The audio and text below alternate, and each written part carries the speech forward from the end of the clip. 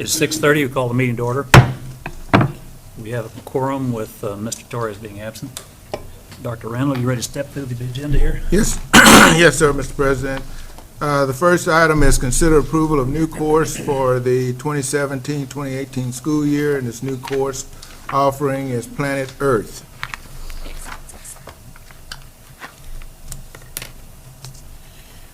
The next item on the agenda is consider ratification of quarterly investment reports, September 2016 through November 2016.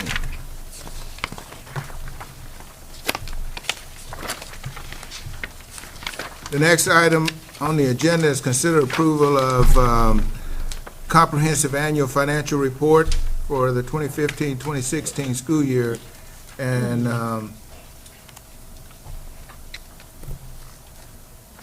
you want to do that tonight or do it on Thursday? All right. Okay. I've got a couple of quick questions for you. After I read through the financials, my head was spinning, so I finally got to the back of the book, which has got all kinds of good information in it as well. This is not specifically for you, actually. Oh, okay. On page 124, you look at the increase in staff based on the growth of this district, and one number sort of stood out to me as our counselors. We seem to have had the same number of counselors for a very long time. If we got 56 counselors for 30,000, that's roughly 600 students per counselor. Do we have plans to bolster that? Is that where we need to be, or is that a word card? Probably the staffing guidelines, correct? Yeah, the number of counselors that we have, we do operate within our staffing guidelines, but we also have the college career facilitators that, if you remember a few years ago, we added those career facilitators that provide some support to counselors. But we do not have a plan outside of the staffing guidelines as far as increasing the number of counselors. Okay. Just a curious number to me. One other thing on page 129 in the salaries, comparison of salaries. You look at ours, the minimum of 51.5, the maximum of 75. What's interesting to me is when you look at these county averages and the statewide averages, it tells me that we are extremely competitive. Yes, And right. that's what we can hire the folks. The teacher salaries. Yes, because if you look at their averages, they're down toward the bottom end of where we start our folks, so. That's right. All right. Yes, sir. Well done, thank you. I have, Oh, go ahead. I'm sorry. no, it was back on that 124. Under other professionals and other support staff, at the bottom it says it includes diagnosticians, psychologists, speech pathologists, accountants. Why wouldn't the diagnosticians and psychologists and that be under special ed? Or how do you come to that distinction? The special education one, I'm assuming, are special education instructors actually performing direct services to students or direct instructional services to students. The other professionals are basically support staff.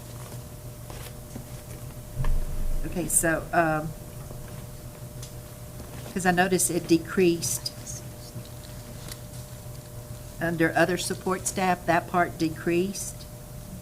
And the other professionals, which would be the diagnosticians, the speech pathologists, it looks to me like we don't have enough. If you look at that number, I mean, it kind of goes with the same thing as a counselor. The numbers don't seem to be proportionate to the needs. What we do each year is we sit down with special ed prior to staffing. We have staffing guidelines in special education as well as in regular ed, and she looks at their caseload and how they're divided, because some of those positions like psychologists and speech path, it depends on not just the number of students, but the need or the severity of the needs of the student. So we sit down each spring with the director of special education and review all of her numbers as well as the needs of their students, and then assign caseloads accordingly and staff based on that. And if you recall, we just went through a restructuring in the special ed department. And in some instances, we had some of our regular ed counselors that were handling some of the special ed art support and that type of thing, as well as our special ed counselors. We've actually done a bit of a reduction in that area. So we can bring to the board the listing of all of those folks, if that's something that you all would want to see. But we just went through a restructuring and making sure that we had adequate staff for that department. Because some people needed to have other assignments. Then the other one was the security guards. We've only added one. How many security guards where do they work? We have security officers that work at the high schools and the junior highs, and then we have resource officers who are police officers that station on those campuses as well.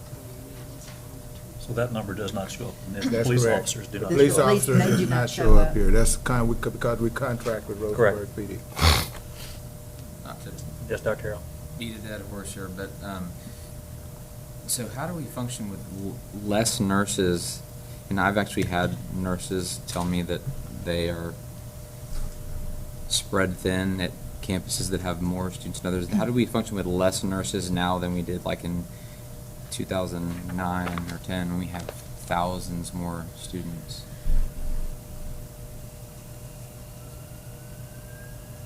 When we did, Dr. Randall, if you'll remember, when we dealt with the budget issues back in 2011, we restructured some of our nursing units. And so some of our smaller campuses, specifically our sixth grade campuses, LVNs were placed on those.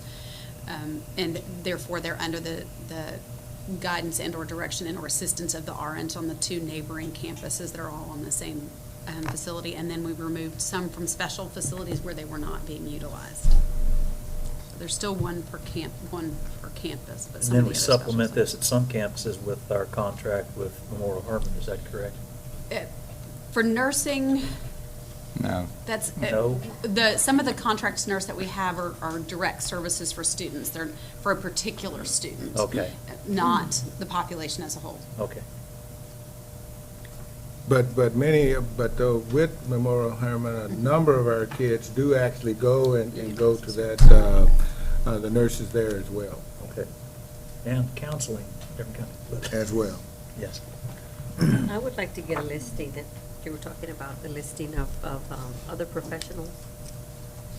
To see the number of diagnosticians and psychologists and all of those professionals that are in that other professional.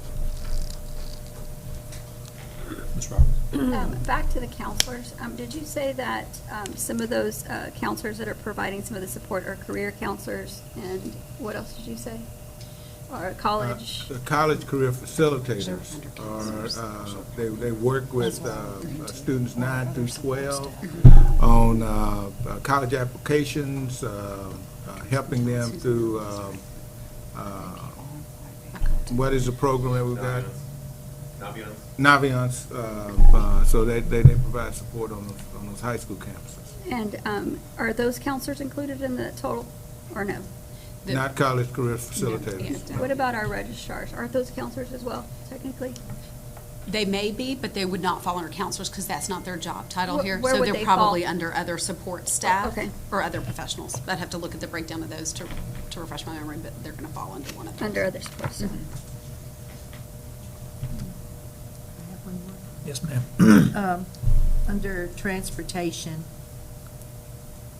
those numbers look to me like that's going down. What is that cover? It's not our transportation department as such, is it? That's probably going to be all bus drivers Anything with and vehicles. Anyone and that's in support that. staff. Mhm. And while the numbers may look like they're going down here, it may have to do with the time that, when it's reported, there may be more units allocated. They may not be fully staffed at that time. Again, we would need to look at the breakdown to see. And remember, this is the 15-16 school year, not the Not the current year. current. This is last year. This is That's last year. correct. Okay. So, because I looked at principals and I wrote down we're at a standstill, but having to keep in mind, we're not at a standstill this year. Right, right. Okay. Now, in 15-16, one of the new school principals would have been in here because Mr. Ward was on staff all year for 15-16, so he would be included in there. but not necessarily the Not the others. others. Okay, so 20, what it says 2016 up here is actually, 15, 16. okay. Just like you don't even have, so I have to keep The- remembering Any- Bentley in any here further with the questions? buildings. Depending on when it was reported. I mean, back, it's it so may much have been. information, we just kind Guys, of it's- hammered this page. You do, Dr. Song, you're gonna get through Like I say, we had to get some data we worn could out work of with. here. I mean. Sorry. Well, I started on page 1, I mean. and oh, boy, I just kept, About 12 James bogged started down, a brush fire out here. All right. Thank you, ladies. Appreciate your responses. Thank you. Dr. Randall? Way to go, James. The next item is consider approval of budget amendment request, and there are 2 budget amendment requests, one at Lamar Junior High School and the business office with budget amendments. The next item is consider ratification of financial investment reports.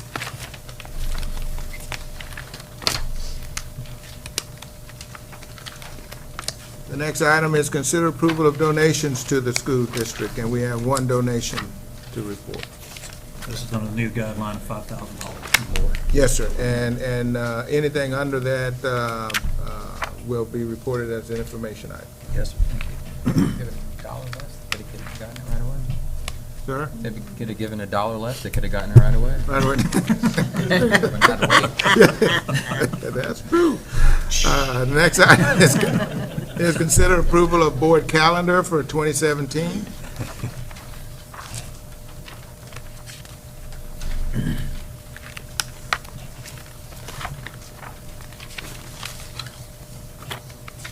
The next item is consider approval of board policy. We're asking that the board approve on first reading revisions to EIC local that allows current 4x4 students the same access to the fourth-year grade weights applicable to HB5 students. And if the board will reference page 39, this is the actual word change that ultimately gives the students an opportunity to have the same opportunity at the grade point weight. I have a question. Because these students are all in the same class and they're not necessarily competing with the students, the grade level under them. Is there, I guess I was not able to understand the reasoning for it, of why we're changing to that. That's a good question. The pervasive practice, what we have found in the last few months, has been that the students who are in the 4th year of physical education or fine arts, for example, they're having their GPA either waived completely, so they wouldn't figure into their class rank, or they're being given the pre-AP weight for those selected courses.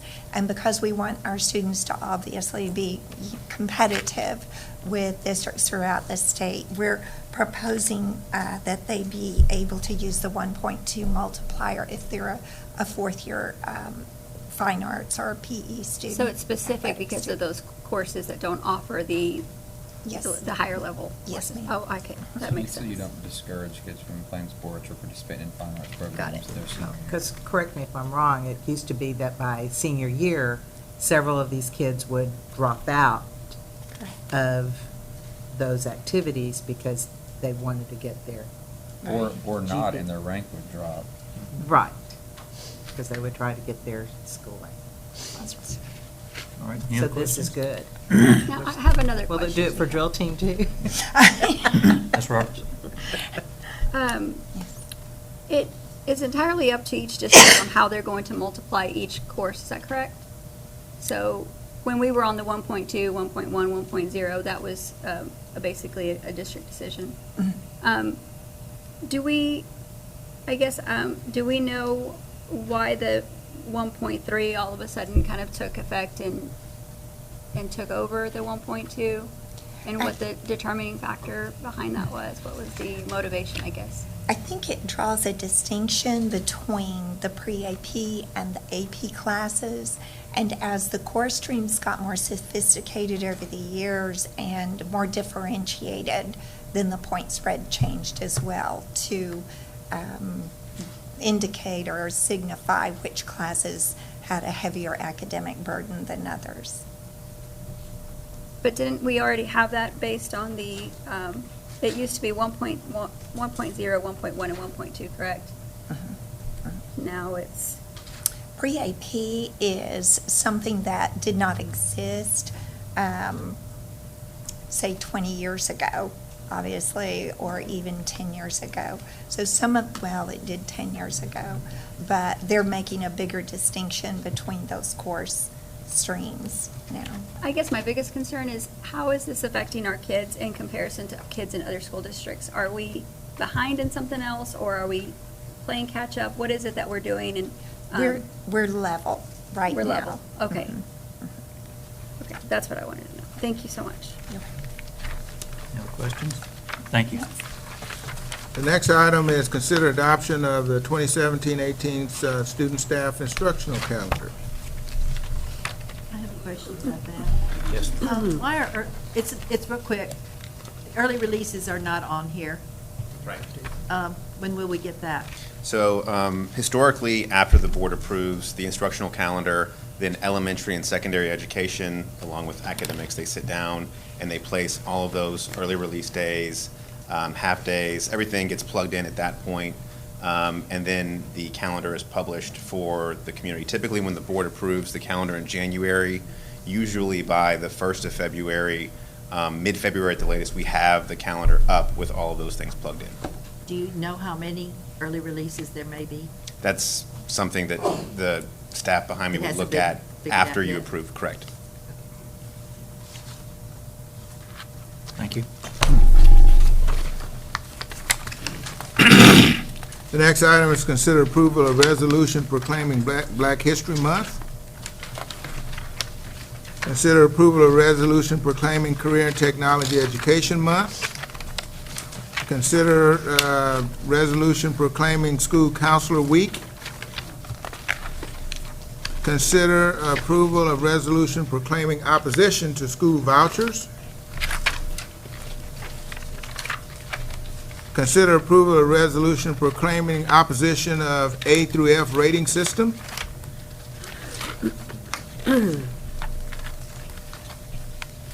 The next item is consider approval of design development for Carter Elementary.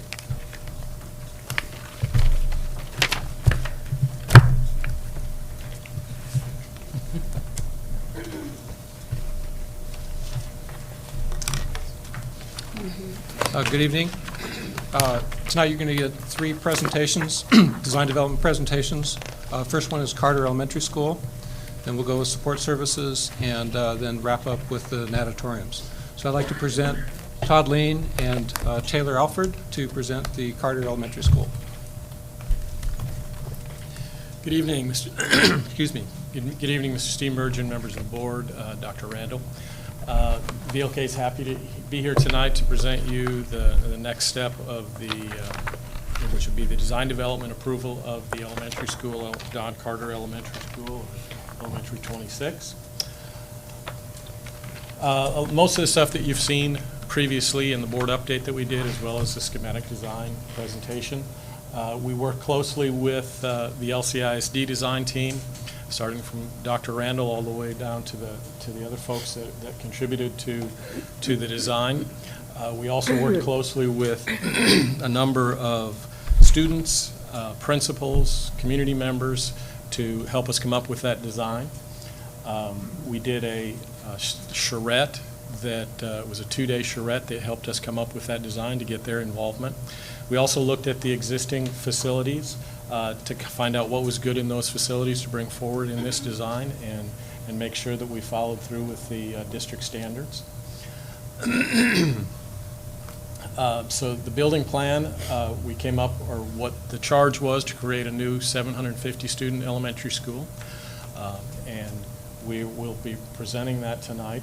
The ultimate goals of the project that were established by the team included creating collaboration spaces, flexible spaces that could be used for different things, have natural daylight within the classrooms, also to, most importantly, maintain the budget that was set by the voters for the bond, and also incorporate the LCISD standards, but also work to make sure that we have a efficiently operating and durable building when we're completed. So tonight, we're going to present to you that design and the updates, so I'll let Taylor go through that.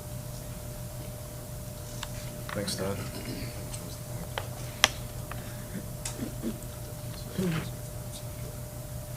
Good evening, everyone. Jumping into the design portion of the presentation, again, we wanted to kind of just touch on where we've been in the project, going back to the charrette process and the thorough meetings that we've had with the design team. Again, the charrette being a group selection process that we narrowed down to an option that the group voted on and we essentially moved forward with. This is where we were at the end of that process. A very conceptual site plan, floor plan, and some early imagery of the building itself. And then to here, so this is essentially becomes the site plan current to where we are now. And the site itself, it's just south of 59, just south of A. Meyer Road, which is a developing road. You can see it to the north of our site here, up on top. True north, it faces just up to the left side, so you can kind of orient yourself with where this building is globally. And then we start with the drive. So you can see what we've done here is using A. Meyer Road, we've essentially started with stacking, and we wanted to look at vehicular stacking and getting that off of the major roadway. So what you can see here on the left is that we've created a pretty long run back through the site that loops back on itself and makes its way back up to the front of the building. You can see the main entry part here. That essentially becomes the parent drop-off. It's capable of pulling a large quantity of cars off the street and securing them on the site. Just to the north of that, you see this visitor parking and teacher parking that has direct access in and out off of A. Meyer Road. And as you follow to the right, you see this parent drop-off in this parking lot combined to exit out. Now, to the right of the site here, you see this proposed road. We have a couple different schematic plans on how we could end up developing that road, depending on where the developer takes it. There's a burgeoning neighborhood that's essentially building to the right of us and to the south of us here. So on the back part of the plan, you see the bus drop. You see extra parking back here. This essentially creates a bus loop. The service yard back over here to the left, and then to the right, you see a special programs drop off. Essentially, what that is, it's a faster and cleaner method of getting special program students out of the building and cleanly and quickly into this drive and off the campus. Another thing we wanted to look at when developing this is child safety. And what we mean by that is, really wanted to emphasize these students getting out of the building, not having to cross any major roadway or parking lot to get to a play area. So you can start to see that we've broken up the play areas and created these adjacent spaces outside the classroom wings itself. Down here you see future growth area, and then down to the south of the plan you see play areas, a blacktop, and a possible softball, baseball backstop area. And that's essentially flanked to the south by a swell, a natural ditch that divides the neighborhood off from the school. Jumping into the actual floor plan itself, oriented the same way, with north being to the top. You can see this entry canopy here and the main entry secure vestibule that comes in. You see the orange area at your admin space as you walk through the building. And then again, a very symmetrical plan that starts to divide up pre-K and K, first, second grade. To the right side of the plan, you have third grade, fourth grade, fifth grade. Again, we wanted to really organize these based on grade level, based on hierarchy, the way testing runs, a lot of intricacies that work with the curriculum and how the students actually are taught. And then to the bottom side, you see the cafeteria, gym, and then a fine arts area. And what that is it's a music area, an art area, then a science classroom. And again, we located these on the same side of the plane with the older students because those are the kids that would be using that a little more. So that started to create the framework of it. You see across the cafeteria, kitchen area, and service yard that we discussed in the site plan. In between each wings, we wanted to emphasize there are these outdoor learning areas that we continue to discuss. Again, that's just an extension of the curriculum that happens within the spaces. So each area essentially shares one of these areas with the adjacent grade. Again, it's very maintenance-free, just a very clean, shaded space where the teachers can get the students out of the classroom. Typical classroom pod. This is really zoomed in on one of those wings. And again, really what you're seeing is it's a 6-classroom pod that's essentially surrounding a collaboration area, as well as breakout and flexible areas within the corridor itself. So within each pod, you have the 6 classrooms, the collaboration space, you have student restrooms, you have faculty restrooms, you have a large storage area for each grade level, and a print station that ties to that. To the right side, you see exterior to get out to the playground area. And then from the collaboration area, you actually have another entrance out onto that outdoor learning area that we discussed. And essentially what this diagram is showing is that within these spaces, it starts to contain various ways to teach students, various learning groups. You start to see to the right, individualization, small groups, whole group learning, multiple small groups, and large group areas. Again, really focusing on flexibility of the curriculum and allowing the teachers to really break up the classroom, the static that you see in a lot of classrooms such as this, and really start to engage the students and create a more interactive environment. I have a question on that slide. Yes, ma'am. You said there's six classrooms there. Can Yes, you ma'am. point out the 6 classrooms? I mean, I just want to be sure that I know So what you the have the 3 on the classrooms. bottom here, then 4, 5, and 6 up here. And so what is that area right there where, I This guess area it's here? in between? This starts to become what we're calling a collaboration or a flex area. And what this is that teachers have the ability to either take small groups of students, whole classes, multiple classes, and really create the same environment you would get in the classroom as far as curriculum, marker boards, things of that nature, and putting them out in the corridor space. And we have some imagery of what that starts to look like, but again, it's really just a flexible learning area.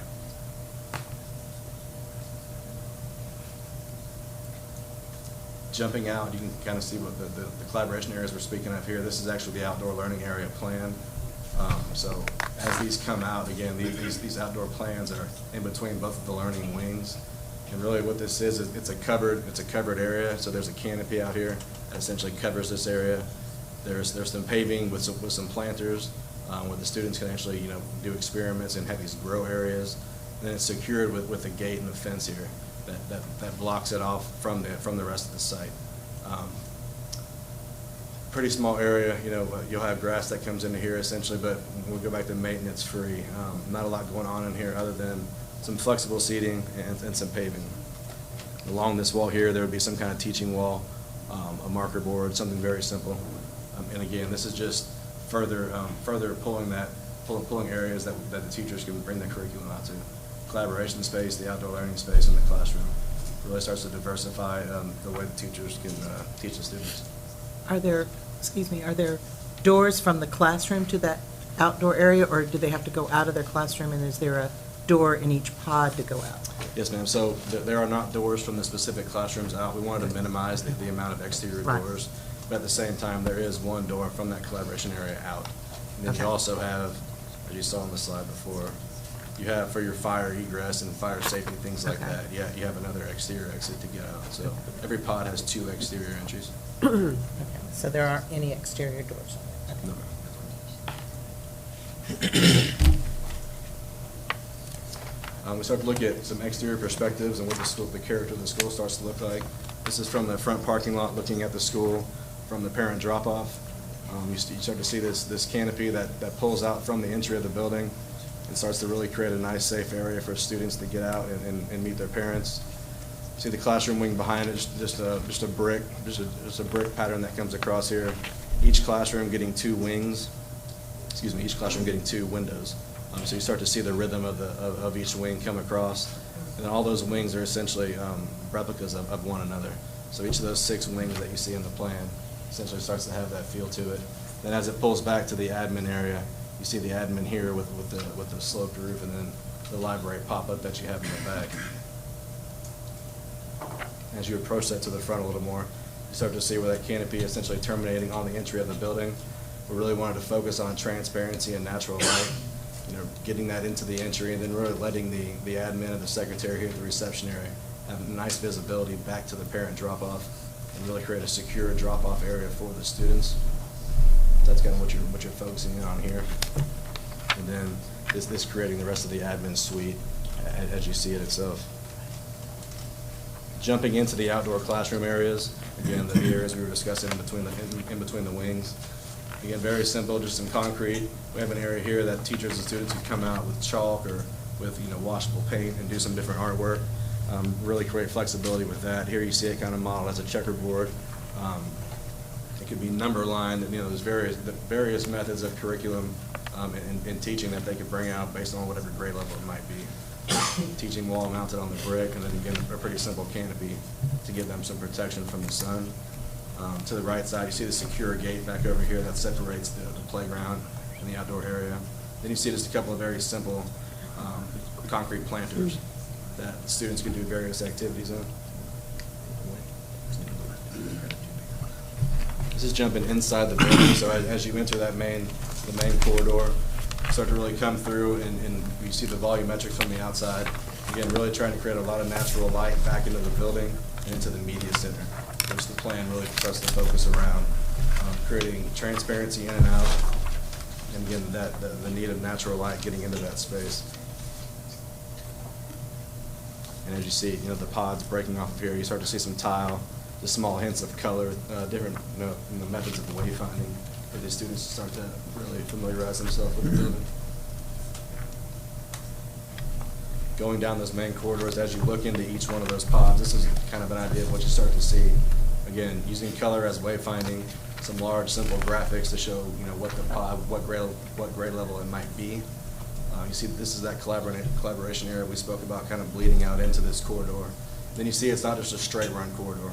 We've started to play with some angles and really create some areas out here where these students can actually come into the hallways and have their curriculum or have their lesson plans extended. On the walls, various areas to display student artwork, for teachers to come out and do math problems, quizzes, whatever that may be. And just kind of, as you walk down that hallway, looking back into that collaboration space we discussed. Again, trying to get the same feel for a classroom and bringing it out here, less the casework. But again, just creating a nice area, a loose area that the students can come out and really continue their lesson plans. And then you start to get that visual connection to that outdoor plaza, and then the wing across the way, you see it over there.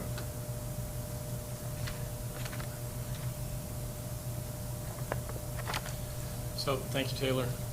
So again, our most important charge is to keep it within the budget. We feel like we're within the bond allocation right now. As we progress with the design, we'll continue to look at ways to maintain the budget. Hopefully we'll get good prices from the contractors. A lot of interest in working in LCISD. They know there's a lot of growth down here, and we've got a lot of good contractors that are interested in bidding the project. So we'll continue to develop the plans to maintain the budget. And again, we're asking you for the approval on that tonight. We will then come back in May with a contract from a contractor and to get started with construction. So with that, I'll open it up to any questions you might have. Any further questions on Carter Elementary? That's great. Thank you very much. All right. Thank you. Appreciate it. The next item is design development for support services facility.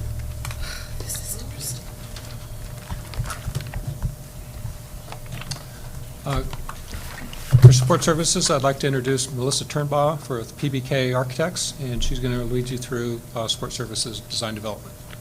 Thank you very much. Hi, I'm Melissa Turnbaugh. I'm an associate at PBK. I'm so excited to be a part of the Lamar family and team at PBK.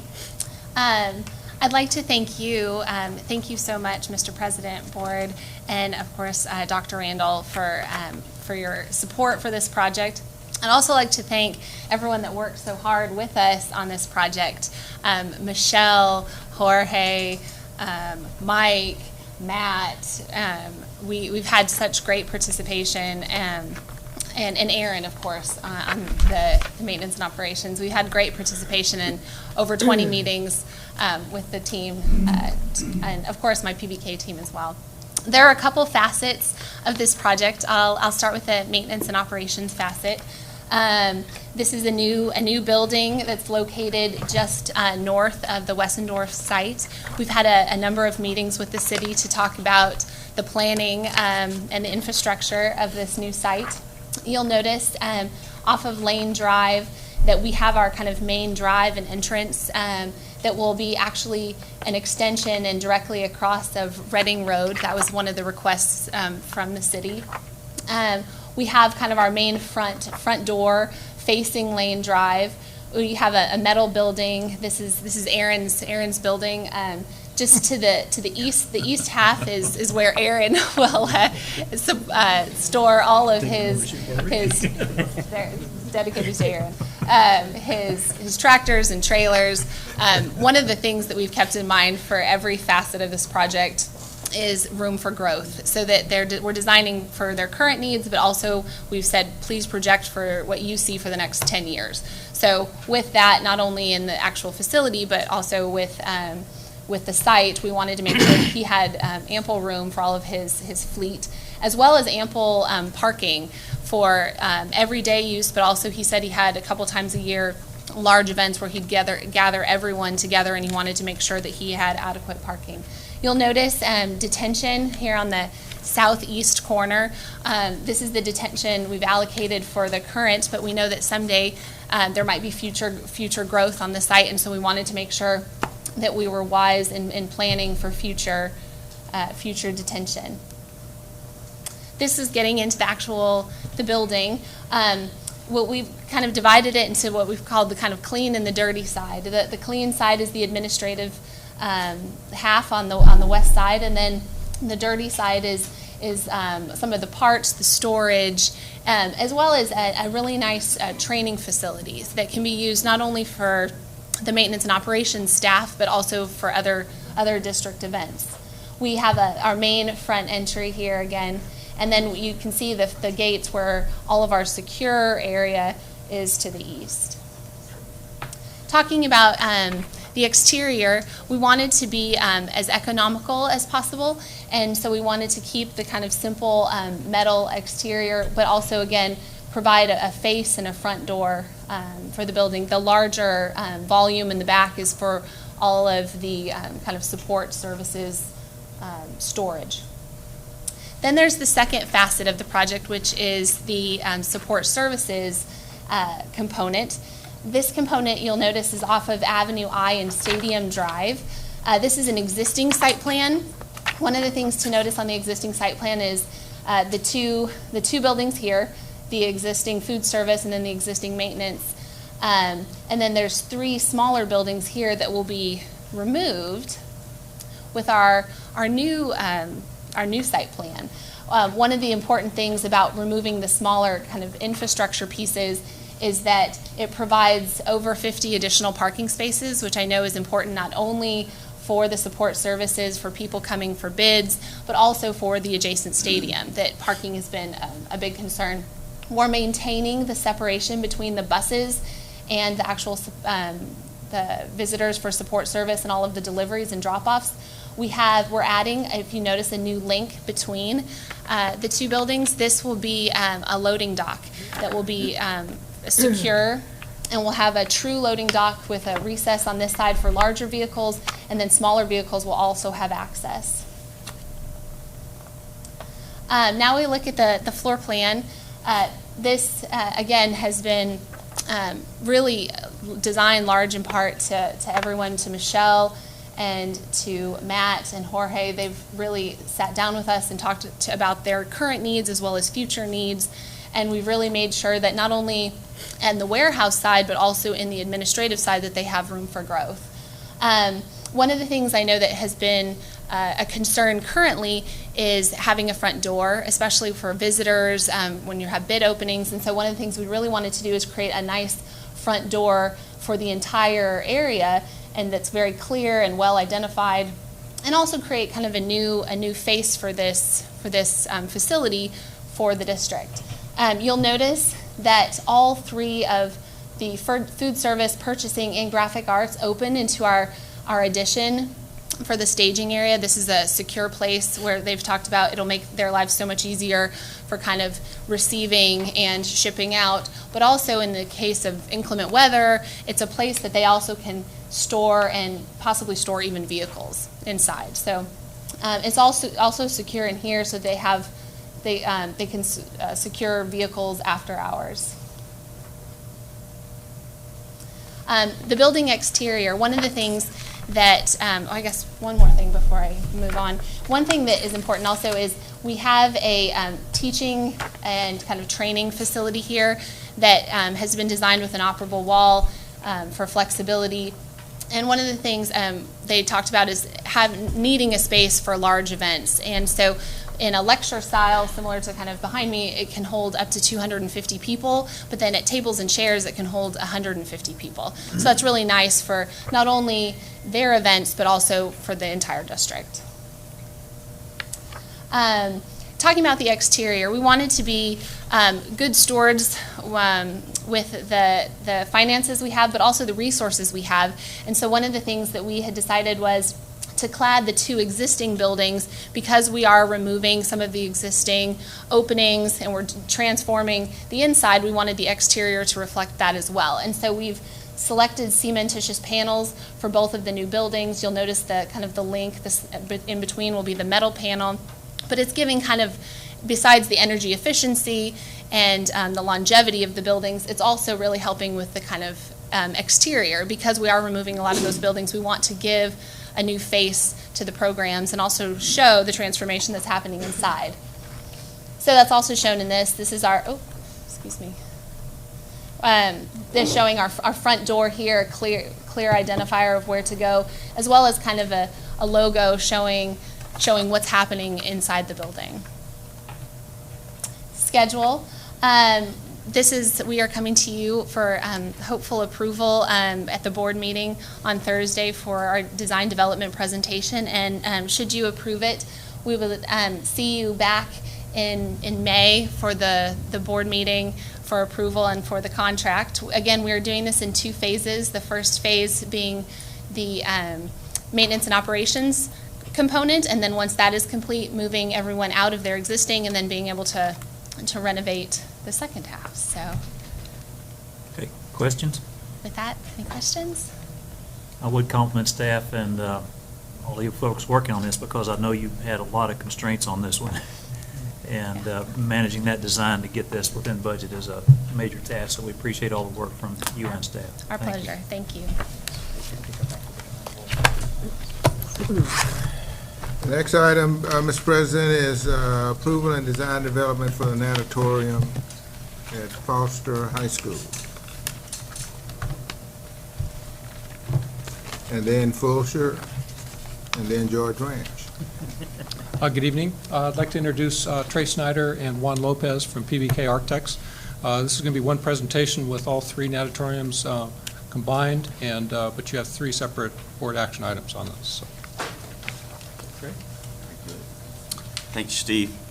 Thank you to the district, President Steenbergen, Board of Trustees, Dr. Randall, Trey Schneider.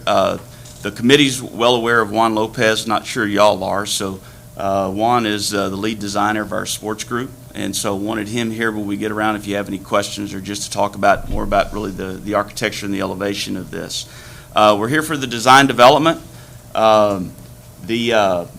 We want to again thank the school district for the opportunity. As far as acknowledgments to the committee, there were many meetings, as I think everybody's aware. We've gone through quite a bit of scrutiny of what we needed to put in here. I think it was really good. We've learned a lot along the way as well.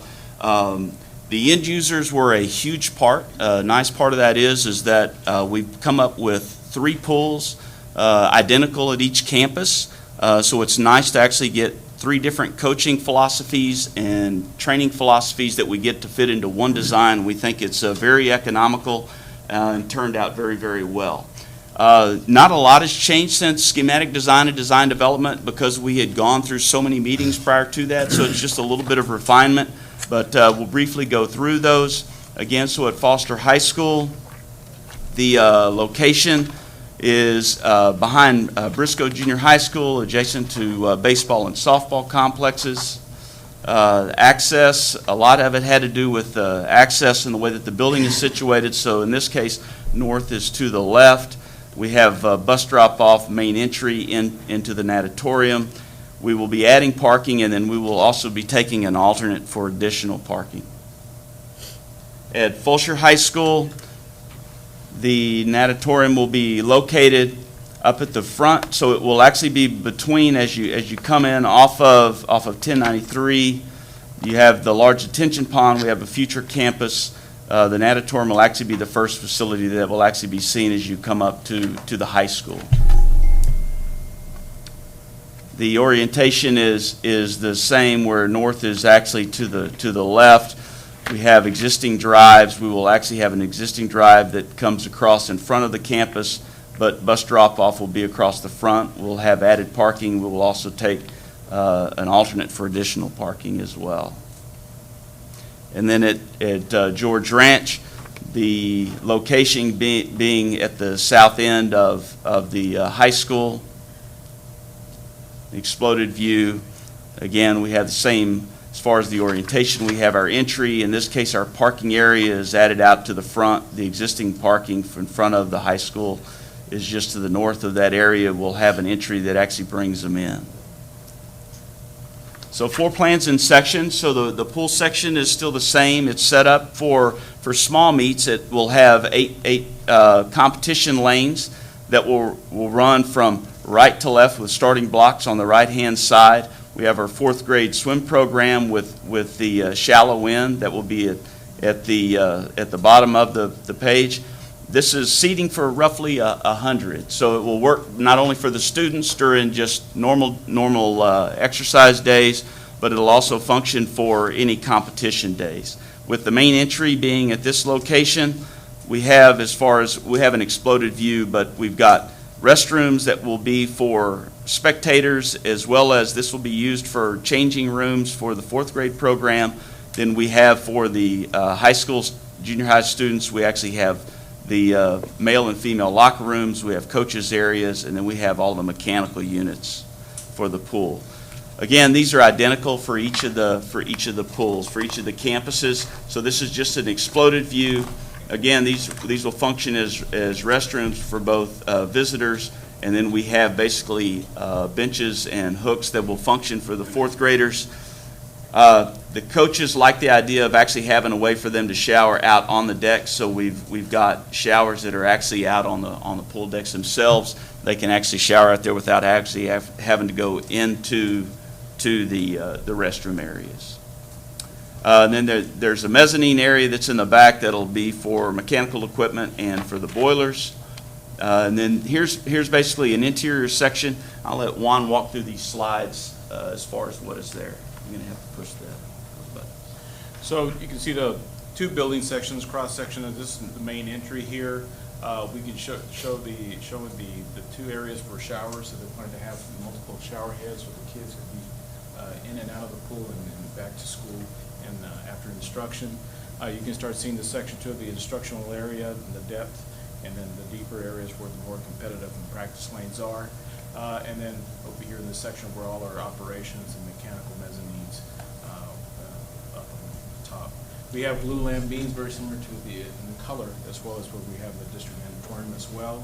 On the other section, you can start seeing all the support and then also the locker rooms in the section. We have an air sock that's going to go around the perimeter, provide all the cooling and heating in the facility. The overall typical configuration of the pool, you have 8 competition lanes, and then you have the fourth grade instructional area. You have 16-foot width of instructional area with the depth from 3'6" as it transitions to your 6'7". The cross section can show you here is the fourth grade area of the instructional area, and then the transition area as it goes into the deeper portion of your 8 lanes with the blocks. So we have some 3D views as well. All the architecture, we took the cues from the existing high schools. We looked at the color palettes, the mainstream, all the architectural language, and incorporated into this new building. You can see the main entry. We've taken all the gables and hip roofs, colors. We have some windows that are translucent windows that will bring in some natural light into the dressing areas. We'll have some windows also into the main natatorium on the back side.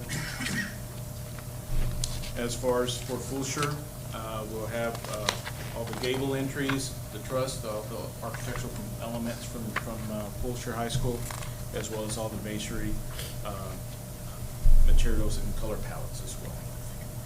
Likewise, at George Ranch, same, we have the gable and the truss element, all the stonework, and the metal panels that we have at the George Ranch. So we took all these and basically applied it to our plan that's the same at every high school and applied the architecture to that.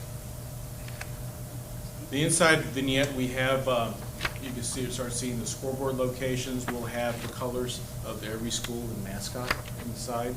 We'll also have acoustical panels to be able to try to keep the place quiet of all the splashing and or off the hard surfaces. You can start to see some of the tile board that we have along the shower heads and outside of the dressing facilities. And then we'll go to project schedule. Okay, so the schedule, if the design development is approved, our plan will be to release documents roughly in about 6 weeks, be March the 6th, and we would bring contracts back to the board in April with a plan to start construction in May, and then the opening August of 2018. Costs, we've worked extremely hard in working to keep within the budget. You'll notice one school, just because of the soils, George Ranch, the PVR, the clay soils there, we're looking at structural foundations. So we've got a little bit higher cost that's actually there than the others, but we feel like we're basically right on budget with the 3 pools. And with that, we appreciate it. If you have any questions. Questions from the board? I might want to acknowledge that Nikki and Meredith and some of her coaches are here. If you had any questions of them, that they are here to support this design. We've chased this rabbit around the barn several times, so I think we're good. Thank you. And I All right, think thank y'all. it's gonna The next item is consider approval of traffic study for support services facility.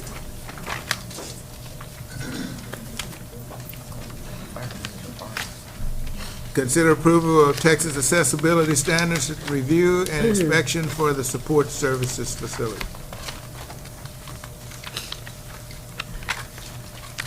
Consider approval of Texas Accessibility Standards review and inspection for the natatorium at Foster High School. Consider approval of Texas Accessibility Standards review and inspection for the natatorium at Fulshear High School.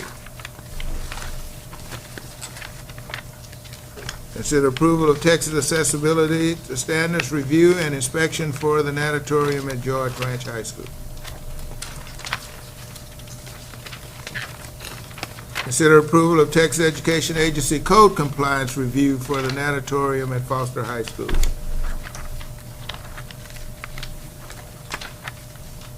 I would say ditto, but I think I better not. Consider approval of Texas Education Agency Code Compliance Review for the natatorium at George Ranch High School. I've got a quick question. Why do we not have one of these for the Fulshear High School? Fulshear Permit Authority will be. Pardon me? Fulshear's Permit Authority will do their own review, and since it's incorporated into theirs. Okay, thank you.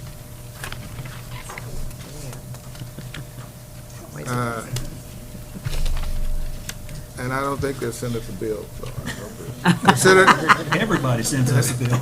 consider approval of commissioning agent for Carter Elementary School. Where are these folks located? I couldn't find it on any of the documents in here. Estes McClure and Yeah. Estes McClure's main office is Tyler, Texas, but they have offices here in Houston as well as San Antonio.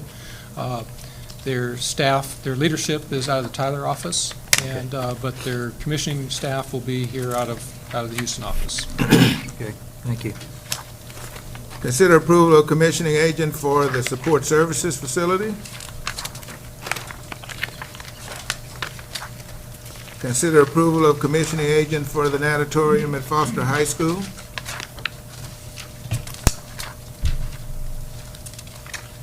Consider approval of commissioning agent for the natatorium at Fulshire High School.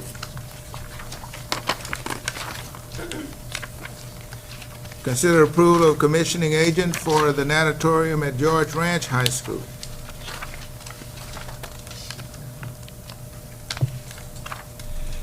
Consider approval of commissioning agent for the band hall addition at Lamar Consolidated High School.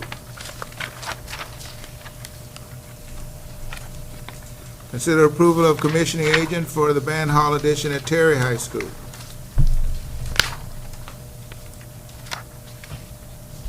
Consider approval of Centerpoint blanket easement for the agricultural facility number 2.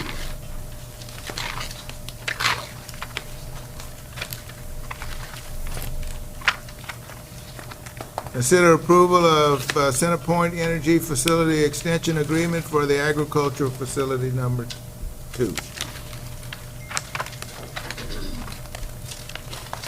And I think that takes care of the action items, Mr. President. Thank you, Dr. Randall. I would mention before we talk about the planning issues, we are going to get a report on Thursday about the A2F reporting system. We thought that we normally have a larger audience, and the more people we can tell about that system, the better off we'd be. And on the delinquents tax collections, we'd like to have a report on Thursday on that because that was a pretty significant activity in the district. So those two, we will have reports. With the rest of it, it's pretty standard stuff. Are there any questions on any information items? Do we need to ask if there's anyone? On the transportation, Yes, ma'am. Transportation. okay, this may not be the right time, but I had discussed about someone going to Taylor Ray and Travis, and to go there during the time that school is actually out and do some observing of the safety issues there. Would that be something we would discuss with transportation directly? Well, you're asking a question. Okay. How can we eliminate the congestion at those two intersections? That would be something we can, information on a later date where something different, we can okay. put that on a future agenda item, We just add. we'll add that on Okay. Thursday night as an information item for a future meeting. That was at Taylor Ray and Travis? Taylor and Travis, I had the opportunity to Empty be traffic there pattern. during the We'll, time that the school was closing. so if you don't, if you're not here Thursday I'm night, not I'll gonna be bring it here up. Thursday. Okay, we'll put that as an information item on a future meeting. Any other questions about the planning items? If not, we have one brief item for closed session, so we will adjourn to closed session pursuant to Texas Government Code Section 551.071, 551.072, 551.074, and 551.082 of the Open Meetings Act at 7:28.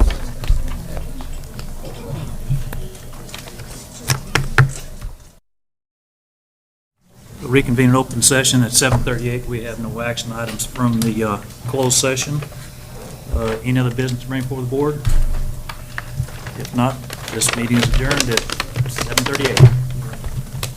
What time would we